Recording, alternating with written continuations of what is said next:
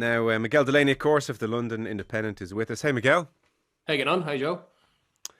Thomas Frank, I guess, is where we should start. Beaten by Newcastle last night. That's the 11th defeat of the season. They're in 16th. They're 5 points off relegation.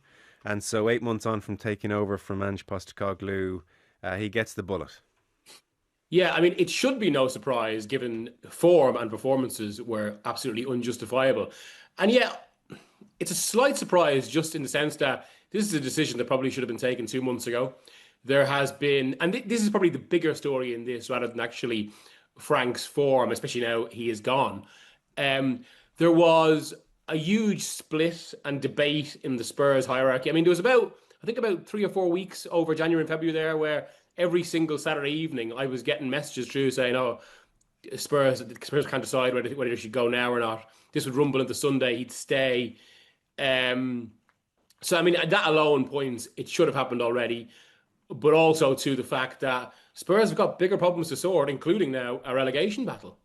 Well, yeah. So that's, I mean, I guess we are in the post-Daniel Levy era as well. Who are the top dogs in the Spurs hierarchy? Is it a well-oiled machine, or is there like a kind of a fight for power and control? I mean, what kind of a sense do you get of Spurs behind the scenes at the executive level? Well, this is it. I mean, it's still so. I mean, there's two contrasting situations really, because with Levy, there was someone who we knew more about as a Premier League club leader than pretty much anyone. So, like with all these situations with Spurs, there was distinctive patterns of how Levy would act, what would happen, and he would have. Frank probably would have been gone by November if Levy was there, as we saw, say, with Nuno Espirito Santo.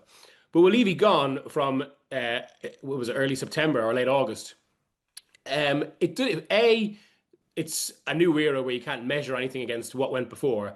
And B, then, of course, it's trying to get to grips with what the new structure is at Spurs. So for what we're told at the moment, I mean, Vinay Vinkathan, who was at Arsenal, was brought in under Levy initially as a CEO. He's not quite the lightning rod in the same way that Levy was, but he has been figured as a kind of a central hierarchical figure. He was of the mind that Spurs had a lot to fix before the manager, so he was one of the ones, from what I'm told, that wanted to kind of give Frank more time. Whereas figures on a board which are primarily led by Joe Lewis's children. Now it's anytime you mention this, it's clarified by those people who represent the family, who represent the Lewises, that it's not Joe Lewis who is the owner anymore. That the club is now in a trust that is controlled by the children. And it's Vivienne Lewis who's the most influential of those children. Her son-in-law, Nick Boucher, is an influential figure, although is not a director. And yeah, and then so there's a new team around Spurs, and it's from that, as I suppose they try and figure out the hierarchy. Um, there's no real. They're also trying to figure out, I suppose, the exact authority, and hence there's been this stasis over the past 2 months. Yeah. I mean, it's funny. I did a piece in this in November before they played Arsenal, especially because Arsenal have had a recent shift themselves, and Spurs' next game is against Arsenal.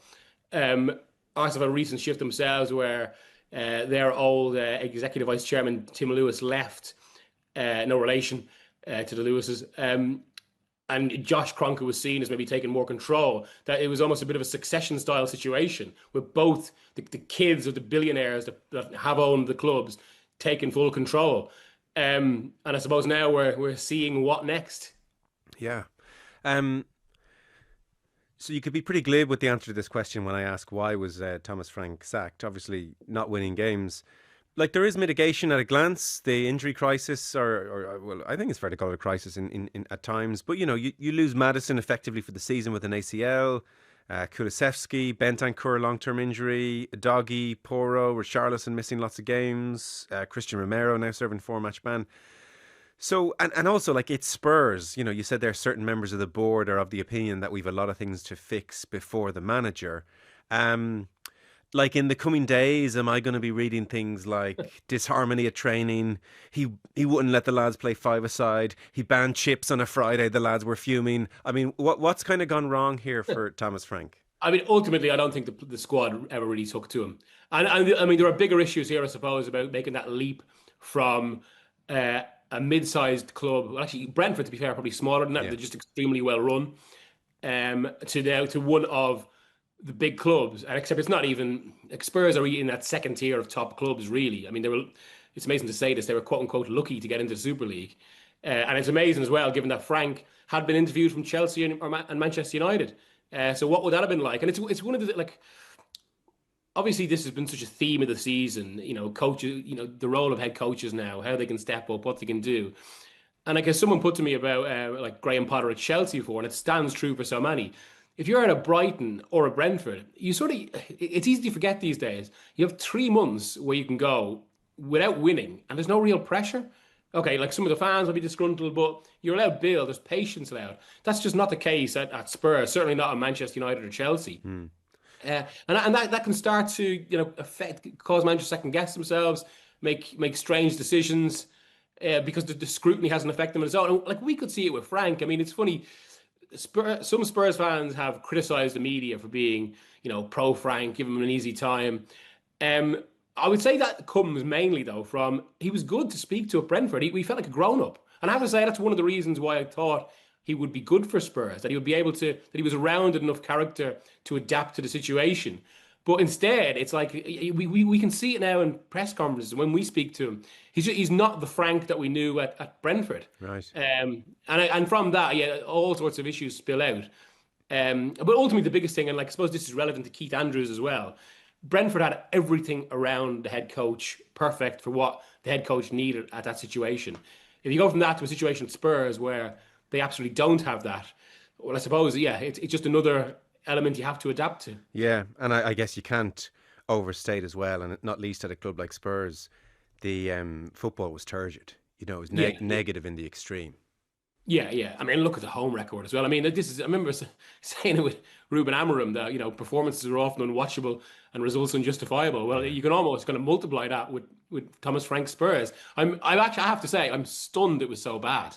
And then this is the other aspect of it. It's bad on the pitch and it's worse off it just because the toxic atmosphere. I mean, like, again, another point he could have gone, should have gone was the West Ham game. Yeah. It's funny how football has changed. 15 years ago, people were asking, like, could anyone manage Barcelona? Now it's like, well, could I manage Brentford? I mean, maybe. Structure is everything. You were at West Ham 1, Manchester United 1 last night.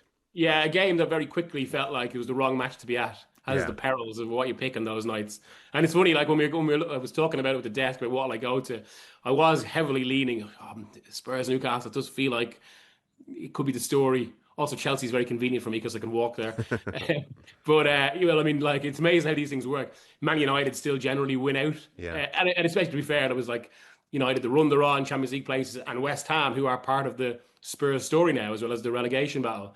It was not a very good game. No. I mean, there were periods where it really was walking football. This was not an intense match. And I do wonder, because obviously this is the first time that United have dropped points under Carrick. Is that any way related actually to the fact that this was his first midweek game? And also it was a relatively quick turnaround, Saturday to Tuesday. Yeah. For people who didn't see it, like West Ham, well organised, stubborn, sat deep, hit United on the counter-attack, could have had a few more goals. Brilliant Lenny Yoro defending at the death before the Shesko equaliser. And then for kind of huge swathes of the game, particularly after they went 1-0 down, United with plenty of possession and, much like an Arne Slot team, just struggled to break down that bus.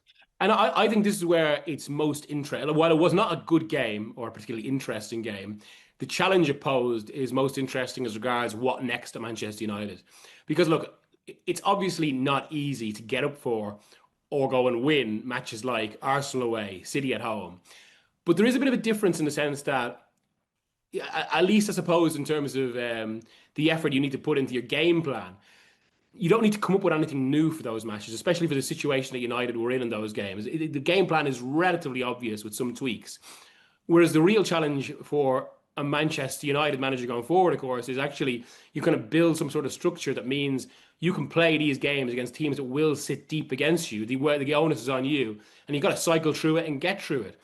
And it's fun, like for all we go on about all the other elements of being a United manager and all this, which are very relevant, this is a core one. And I suppose this is actually what, when you get really into it, genuinely is what separates obviously the Pep Guardiola type managers and even a Mikel Arteta. It's about being able to build a team that can rattle off these sort of wins, even when you're playing against mass defenses. And that is, I think that this could be a significant factor now. As to whether United get top five, which I think they will, but also then whether that's enough for Carrick to get the job in the summer. Because I do think the conversation has changed there for all sorts of reasons. Yeah, well, I'm fascinated to hear what you've been hearing about Carrick from people at the club. So, to jog your memory, the last time we spoke, John Brewin was with us, and they had yet to decide if it was Solskjaer or Carrick. And frankly, there was a degree at that stage in our conversation of, well, honestly, what difference does it make? This whole just a sense of about the rest of the season. And Carrick has arrived and just imbued the thing with almost an unforeseeable kind of energy, to the extent that, people who said, resolutely were saying he obviously can't even be a contender in the summer, are now sort of sitting on their hands a bit and just watching this thing unfold. So he's done remarkably well. People are pointing to Steve Holland as being a huge factor in it all. Tell us everything. What are you hearing about these last 4 or 5 weeks? So they still, obviously Carrick, as you say, the impact's been really good. The coaching team has been, made an impression. I think that's one big difference with Solskjaer before. And I think this is it. There's going to be obvious parallels with Solskjaer in all sorts of ways. The biggest being whether United are kind of almost seduced into making an early appointment the way they did with Solskjaer in March 2019. I don't think they will do that from everything I'm hearing. Right. They do want to take the longer game on this. They're conscious of errors of the past. There is a difference between two coaches, I would say. Solskjaer was obviously longer into his coaching career at that point. We knew more about him. Carrick is at a more formative start in his coaching career, his managerial career. And there is, I would say, more promise there than Solskjaer. But yeah, again, you come back to this idea of, whether they would rush into it. But I think there is another crucial element to this, which is the context just isn't the same. So in March 2019, that's why it's 3 years after the summer of the great coaches, where pretty much every single major English club hires a big name coach. They comes in, Guardiola comes in, Mourinho comes in, Klopp's already at Liverpool, Poch is at Spurs, Poch is a contender for the United job at that point. And it is obviously a big thing about these big figures who do have a proven track record of success. That's not quite the case now. There isn't the same range of managers at that level. B, the jobs, the clubs have changed for all the reasons we've been discussing, where it's in a lot of cases, especially at United and places like Chelsea, it's not so much about the big manager anymore. It's about some sort of head coach that fits into a system. Although I would say, and this is, I suppose, a follow on from that Frank point, and being where at a lower level club you have the space to lose, you do still need the personality to weather that.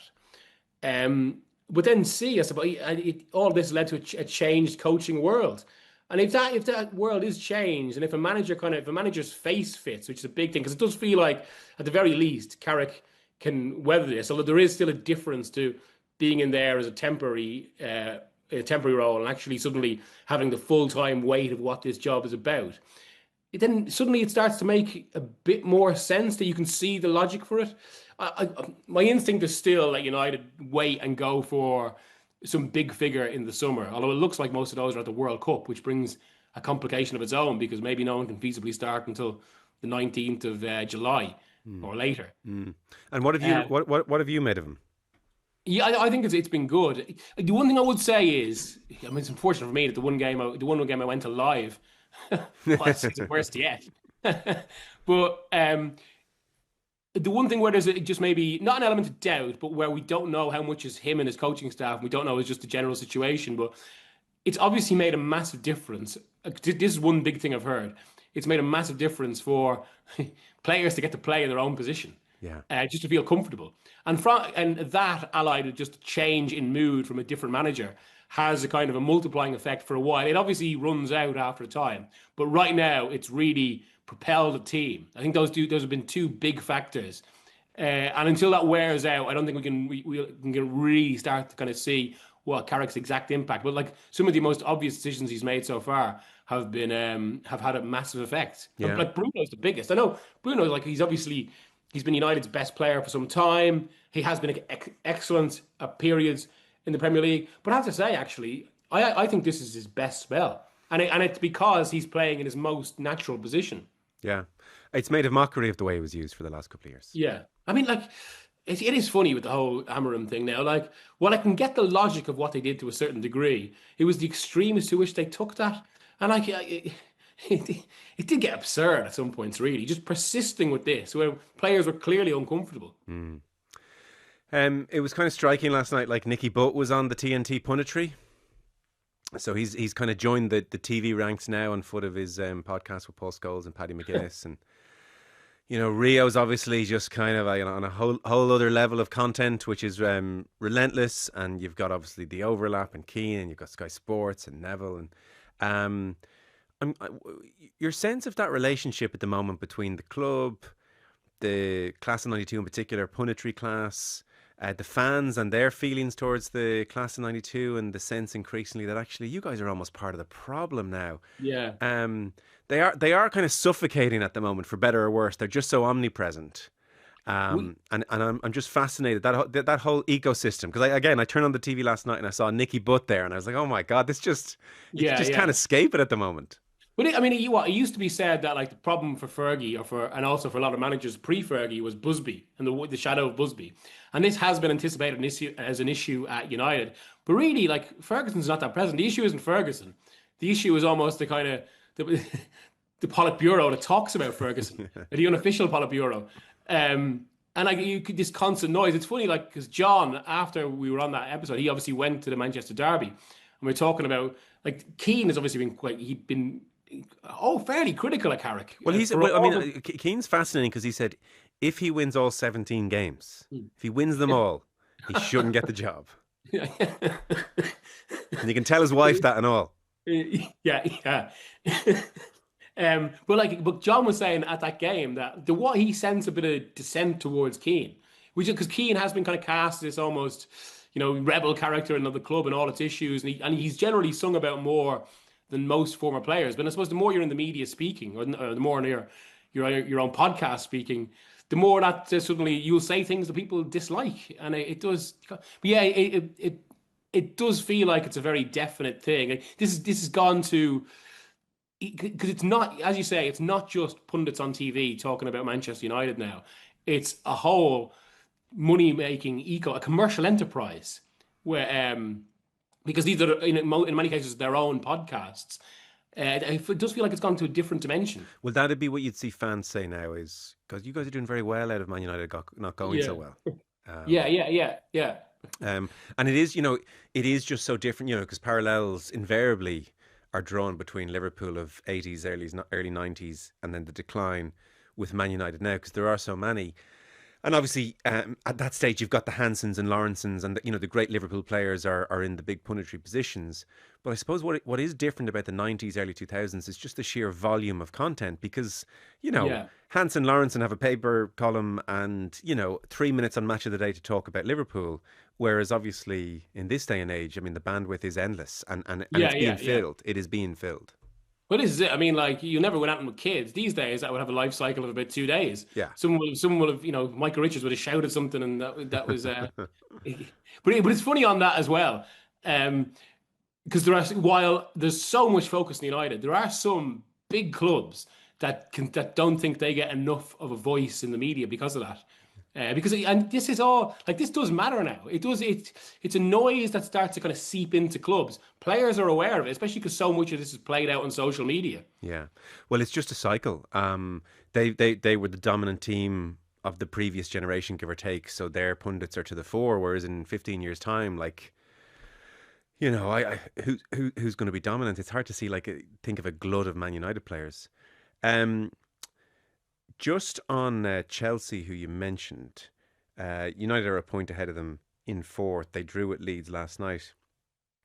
It was kind of striking. Lemur Senior, it was almost disarming in a way, who has just generally been ridiculed in the way that we feared when we last spoke.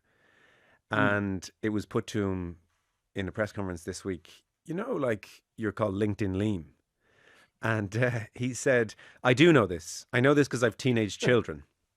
They're on social media, But then, it's quite sad, really. He said it affects them. It's affecting my parents. It's affecting my family. But I knew walking into the job it was going to happen. It's normal. When you're prepared for it, it makes you smile. I'm a confident person. If you're affected by things like that, you shouldn't be in the job. And I found myself thinking, good on him.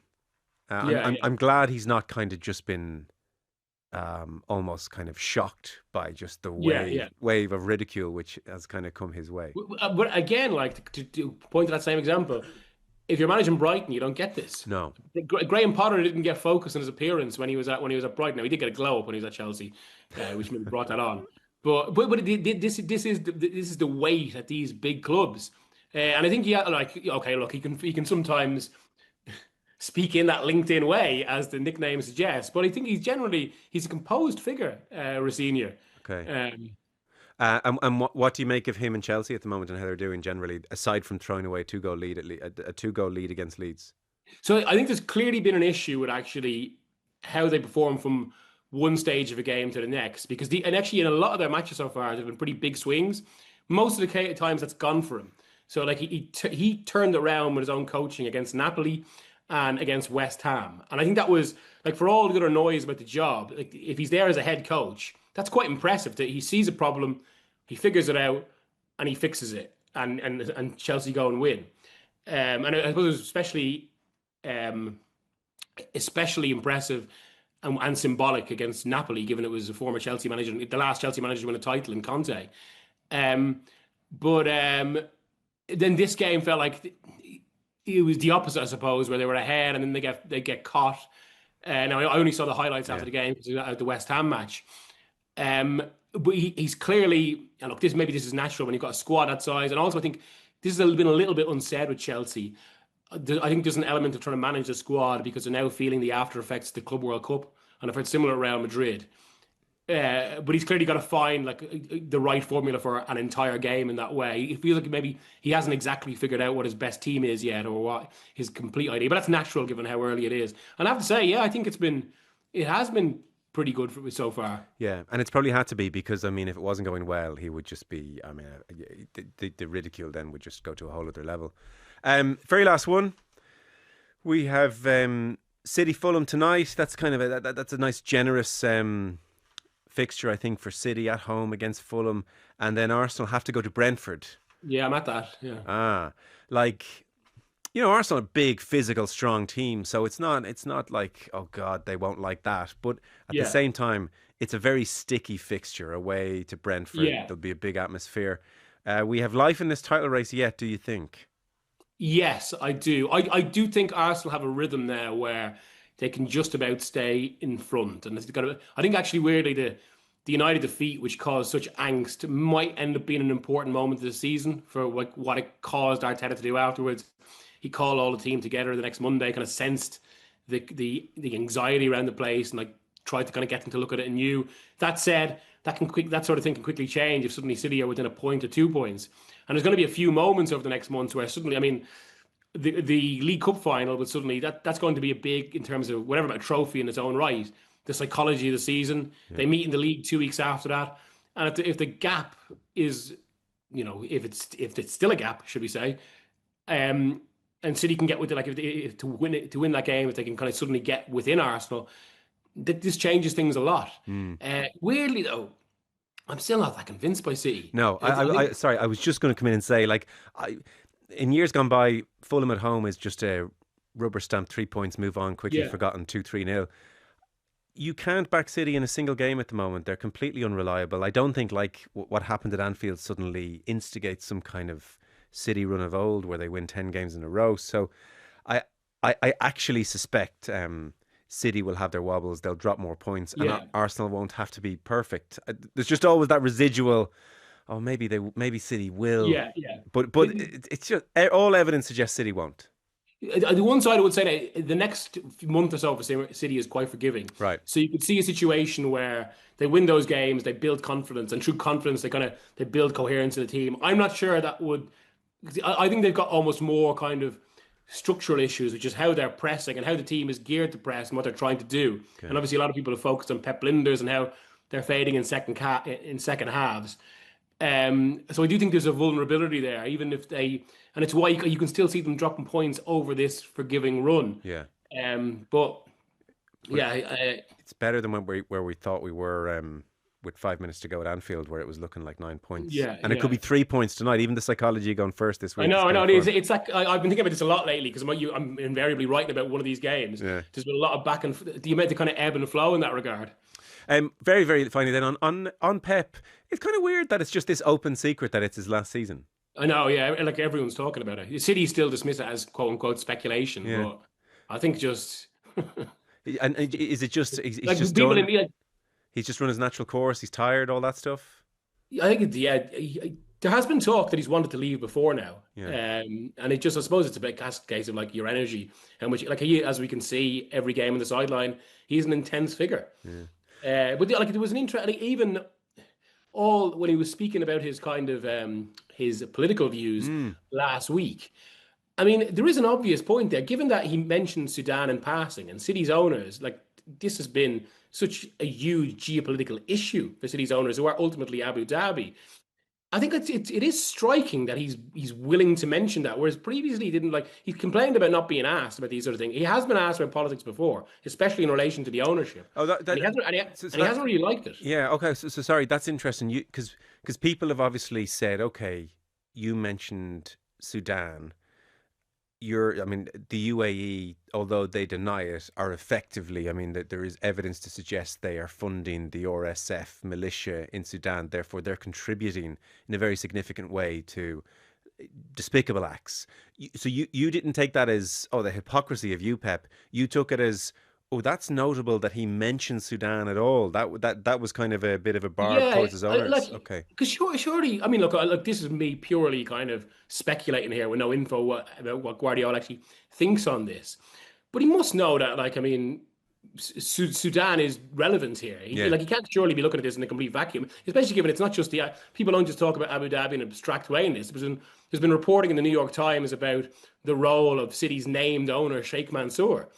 And it's just given he's seen as so close to leaving that suddenly he's talking about these like that the ownership wouldn't really want him to talk about. I mean, Yeah. it goes against the purpose of owning City. Yeah. Keep Sudan out of your mouth, kind of thing. Yeah, dude, yeah. Like Sam Wallace did a good piece in the Telegraph at the weekend, actually, just about I mean, ultimately, as powerful as Guardiola is, he's still an employee there. But yeah. Interesting.